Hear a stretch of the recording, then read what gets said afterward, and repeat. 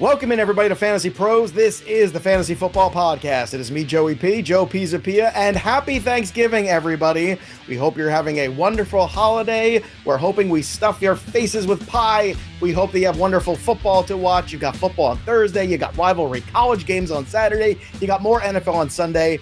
What a glorious time to be alive. And today we're going to talk about the rankings. That's right. It's all about the ranks. And to help us do it is, well, the champ. The champ is here, the 2021 best ranker of Fantasy Pros. Billy Muzio is going to join us here. You can check out his work at Full Time Fantasy as well. And Billy, I know it is heavy as the head that wears the crown, especially around Thanksgiving time. Does that get you anywhere in your own house? Like being the reigning defending champion, does your family even care at all? Oh, it's actually, I'm so glad you asked this question. So I woke up in the morning, I got out of the shower, and I get a text message from Jody, who's my counterpart over at Full Time Fantasy. He says, "Congrats, man." And I question mark. I haven't checked Twitter yet in the morning. And he sends me the Fantasy Pros article, and I was like, "Oh crap!" Right? And then I get all dressed. I kind of have, I'm all kind of puffing the chest a little bit in the house. I get downstairs and I cook breakfast every morning for the family. And I'm downstairs. My wife kind of comes down about 30 minutes later, and I said, I don't know how to say this, but I'm kind of a big deal today.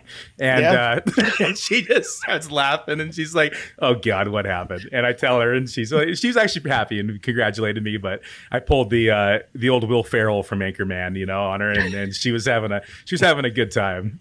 Well, that's good. I can assure you, in Pat's house and my house, our children are always thoroughly unimpressed with us, no matter how well we do, no matter what's going on. I'm on TV every week, for God's sakes, and they're still like, "Yeah, that's great, Dad. Whatever. What's for dinner?" All right, so let's get after what's for dinner here today, and we're going to start here, of course, with the running back ranks. We're going to look at the ranks for this week in Week 12. You can always go to fantasypros.com/rankings to check them out.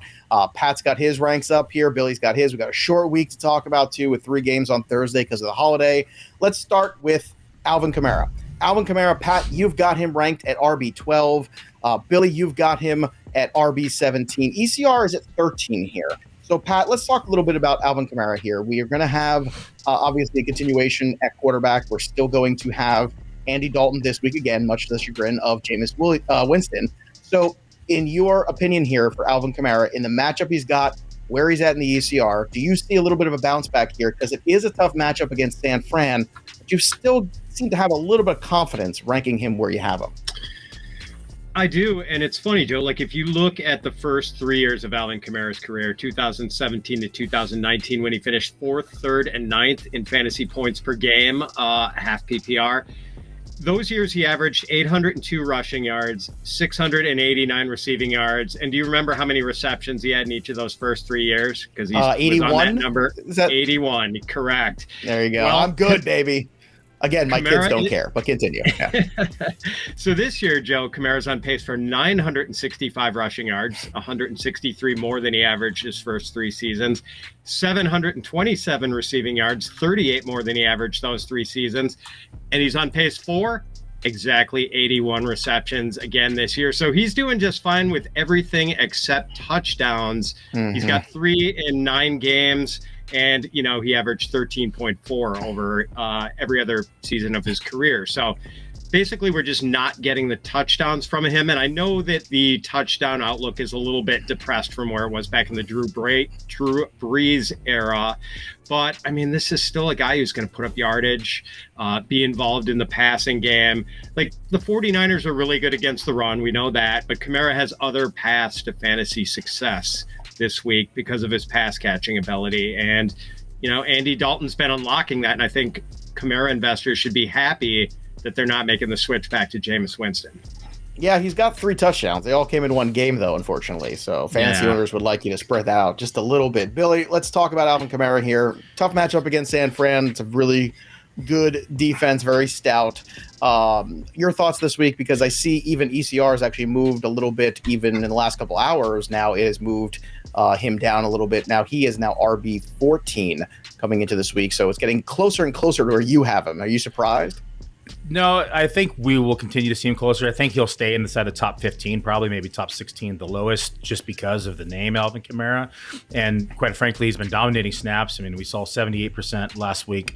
Week 9 saw 88%. But quite frankly, just he isn't getting the work that we need from him in order to be a top 12 back or what we thought we were drafting of him in fantasy drafts. And you look at his carries, only 20 carries in the last 2 games, 9 targets in those 2 games. And the biggest one for me is the lack of the red zone usage. It's very concerning.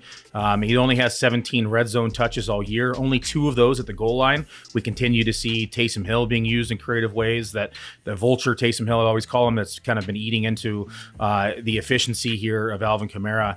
The biggest issue, though, that I think is going to be the most concerning when facing the Niners is the O-line. 29th ranked offensive line. They lost James Hurst at left tackle, and the Saints have another problem now. Land Young has like a 57.5 grade against the Rams last time they faced, and then you look at the different linemen. They've had 9 different linemen here on this offensive line for the Saints, and 8 of them have grades below 70.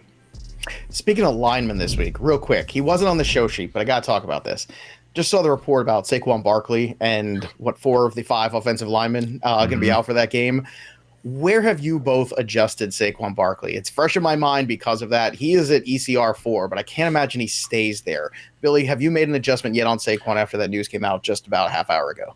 No, I don't do news updates like daily or hourly. I look at them like before kickoffs on Thursday, and then I do them again on like tweak them through the week, and then I do the major update on Sunday morning before I post. We do the site updates daily, but you can't do that this week because Saquon's on correct. Thursday. It's Turkey Day, yeah, now I'm pressing the guest right here. Yeah, I'll more than likely update him late tonight and into the morning as we get final news. But he will definitely be adjusted. I mean, Dallas is just tough in general defense. So that being said, though, Barkley's utilizing the passing game. We saw they lost Wandale Moore for the season, so they're going to have to utilize him even more in the passing game. So the loss of Wandale efficiency Robinson. Thank you. What did I say, Robinson? Well, you took Rondale Moore and Wandale Robinson, made him one person. That's Wandale Moore, which probably be a better receiver, honestly. I think he plays for Southern Illinois. I'll have to check. I'm pretty sure he's on a team somewhere. Yeah, thanks for the correction there. It happens all the time. It's a long season, my friend. Before the YouTube comments come at you, everybody's tired. It's week 12. Give us a break. It's the holiday. All right, go ahead, Billy. I think what we'll see in a lack of efficiency in the run game, we'll probably be made up for it in the increased usage in the passing game. I don't think it'll be enough to get him in the top 4. So long-winded answer, yes, he'll be moved. Okay. Pat, I assume you're going to make an adjustment too with Barkley potentially? Yeah, I mean, with Evan Neal out, John Feliciano, Shane Lemieux, I forget, all the guys there. Basically, it's almost the 2 guards, the center, and a tackle. They got 1 healthy tackle right now. Yeah, and we saw them struggle to run the ball against the Lions last week. And hopefully that does mean a bigger role for Saquon in the passing game, because we didn't really see it last week, but I agree with Billy, like that's his other out. So I am probably going to move him. I think right now I've got him at running back 3, knowing that he was going to be down at least a couple of linemen. And now I'm probably going to move him maybe out of the top 4 or 5. Yeah. Oh, look, I know he wasn't on the sheet, but this is big news. People are going to want to hear about it. I know the show's coming out later today, so I want to make sure it comes out for everybody. So let's also get to the next guy on our list here, and we'll pick up the pace on him. We'll get to Leonard Fournette here. Pat, you've got him at 30.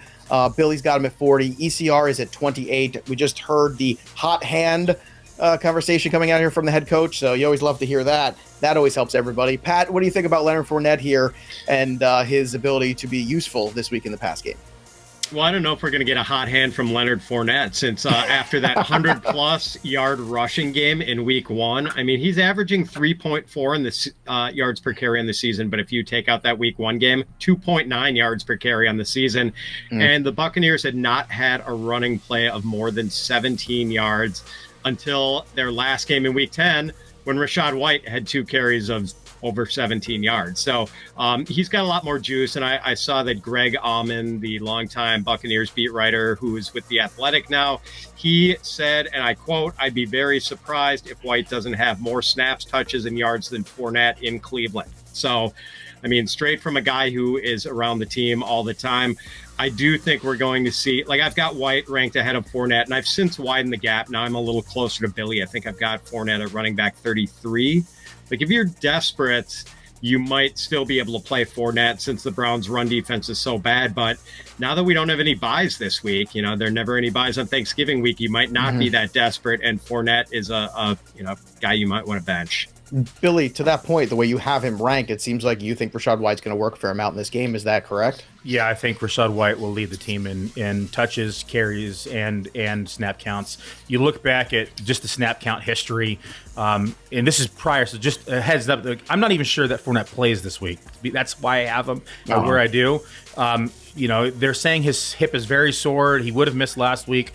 They're saying that he's having trouble running as of right now. That does not sound promising to me for this matchup.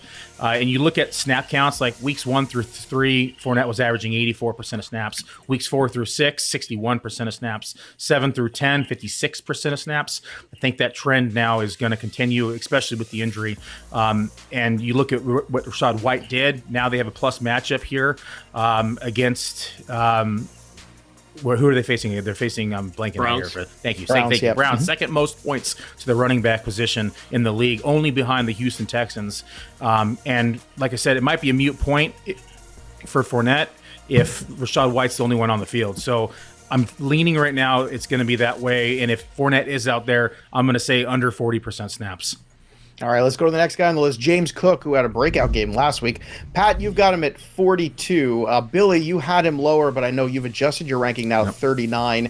ECR's at 45. I want to talk about this guy because I want to talk about whether or not fantasy managers can believe yet in James Cook. It feels like a dicey proposition to me still, but it's also a short week, Pat. So is that a case for James Cook? Because, look, you've only got 4 days here in between to prepare for this game. Do you think you could see a little bit more Cook in this one as well because you saw so much Singletary last time? It's possible, but I tend to think he is pyrite, Joe. Fool's gold. Very nice. He had 11 carries for 86 yards last week. It looked great, but he was doing it most of it was in garbage time of a comfortable lead for the Bills against that bad Browns run defense that we were just talking about. Over his last 6 games, he hasn't played more than 16 snaps in any game. That's just not enough to hang your hat on. And 11 carries last week in 16 snaps when, basically they were just trying to salt away the game late. So, I like how good he looked. It was, in a season that has not given us many encouraging signs about Cook's future. That was definitely an encouraging data point, but I don't think you can trust it for fantasy right now. Billy, what do you make of James Cook here? As the season kind of drags on a little bit, this was kind of an eye-opening moment. Granted, it was against Cleveland, and I think that's what everybody will continue to point to. But is this the beginning of a trend, or is that just a one-off from last week?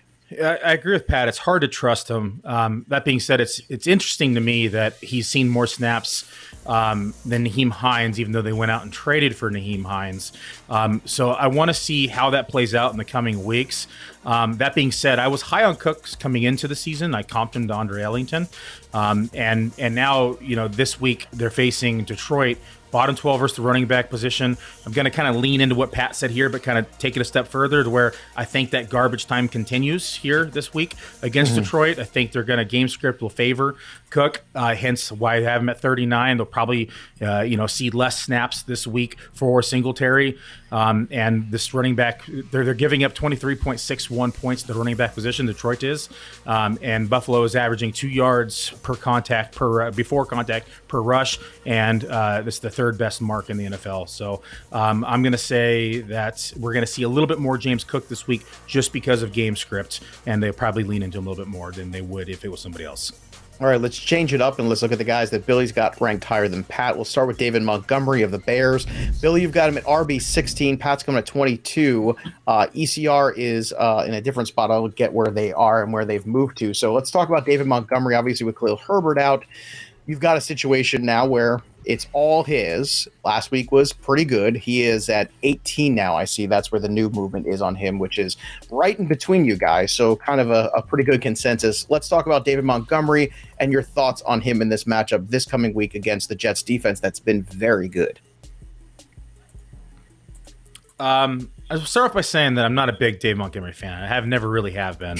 That being said, we can all that's another consensus I think we can all get to.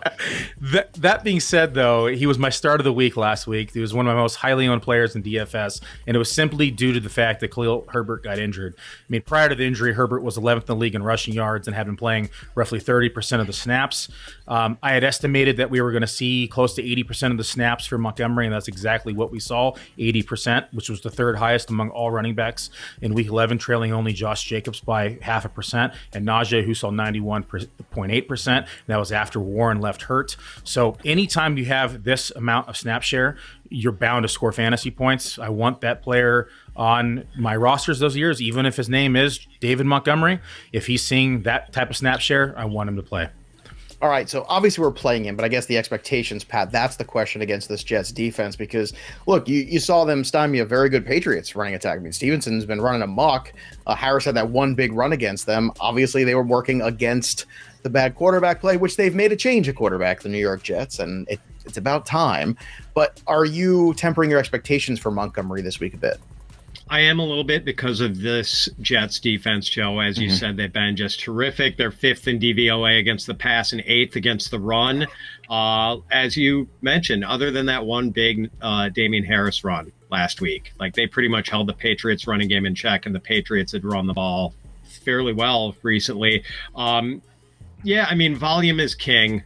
We know that. And it seems like Montgomery is poised to get a lot of volume, especially since the Bears are going to have to, well, they're either not going to start Fields if he's severely hurt, or they're going to protect him. I mean, there's no way he's going to run it 20 times on a bad shoulder this week. So the volume should be there. I just don't know what the touchdown upside is for Montgomery. Like, you know, the odds of the Bears scoring, I don't know, over 1.5 touchdowns. I'm betting against that. Probably. So betting against Trevor Siemian, a lot of people have made a lot of money if it ends up being him. So that's been a profitable experience in the past. If indeed Fields can't go, but you're absolutely right to that extent about Montgomery. The volume's there, the matchup is tough, but you're playing him anyway, most likely. But you have to build in more with that expectation. I think that's what the guys are getting at. So look to your flex spots to see if you can get a little bit more boom there.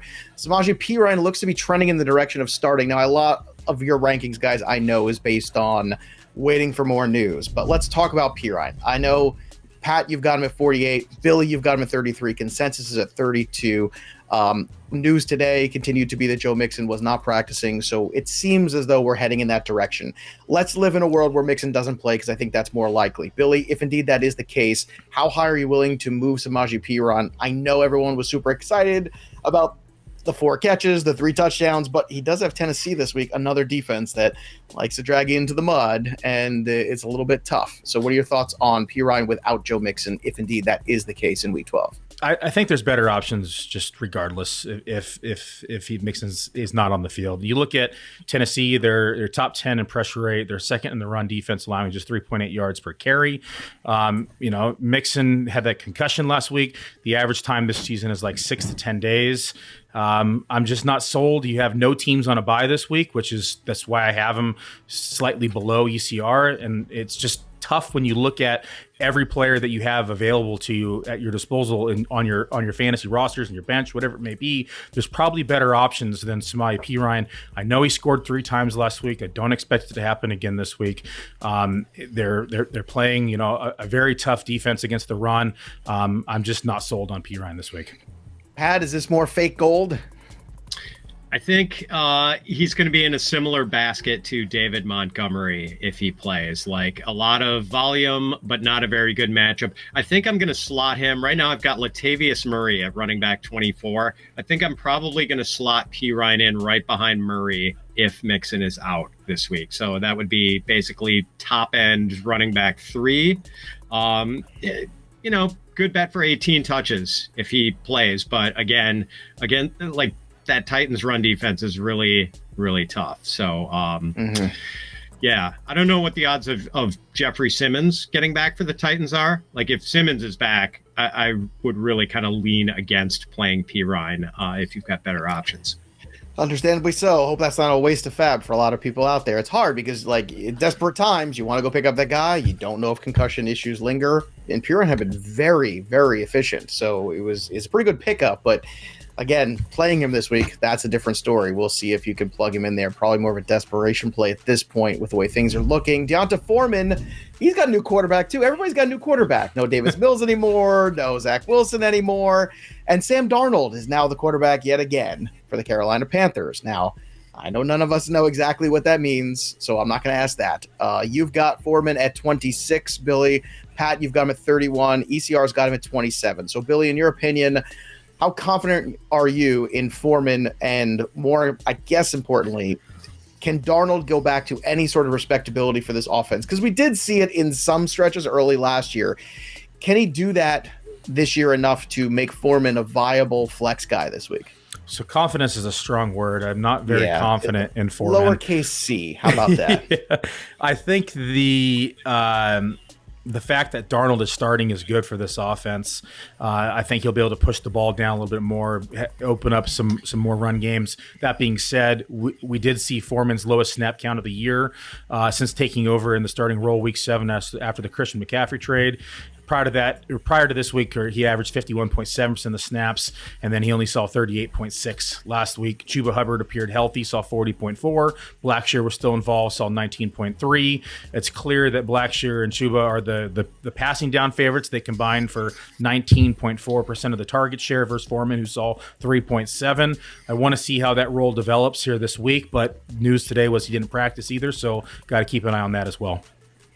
All right, Pat, your thoughts on Foreman and basically this offense in Carolina with another quarterback in 2022 here? Yeah, Foreman's pathway to success is pretty narrow. I mean, it's like claustrophobically narrow. It's like Bruce Willis crawling through the air ducts in Die Hard narrow. Come to Carolina, throw a few passes. That's what they said. I mean, Foreman's a complete non-factor as a pass catcher. We know that. That's kind of been his shtick throughout his career. And as Billy said last week, he played one fewer snap than Chuba Hubbard. Blackshear is still involved. Basically, if the Panthers fall behind, Foreman is probably not going to have a good game. He's had 3 100-yard rushing days this season, 2 of them in Panther wins, 1 of them in an overtime loss to the Falcons. So basically, the Panthers need to be like close or winning for him to hit. They're home underdogs against the Broncos, and we know the Broncos aren't great shakes. But I guess your hope, if you're a Foreman investor, is that Carolina shows a healthy respect for the excellent Denver pass defense, tries to run the heck out of the ball against a middle-of-the-road Denver run defense, and Foreman gets 25-plus carries. But narrow pathway, man. Like, there are only a few ways this could go right for you, and a lot of ways it could go wrong. I'd like to point out that Bruce Willis made it through the air duct, though. He did. He did make it through the air duct. That's right. All right, let's go to I actually have a Christmas ornament of Bruce Willis in the air duct. An old producer of mine made and sent to me, and it's awesome. I can't wait to put that on the tree on Friday. Let's get to the throwdown here. Somebody that I've got higher than consensus, and the boys can tell me why I'm right or wrong. I've got Jeff Wilson as RB8. Yes, I'm very bullish this week on Jeff Wilson. Last time we saw him, he was RB6. This week, he's coming off a bye, and he gets the Houston Texans. Yay! Everyone's favorite. So I'm excited about what Coach McDaniel can bring to this offense with a little bit extra time to prepare against a team that's not very good. So, Pat, am I right, or is ECR right? So I've got him a little behind ECR at RB17, Joe, and hurts my soul.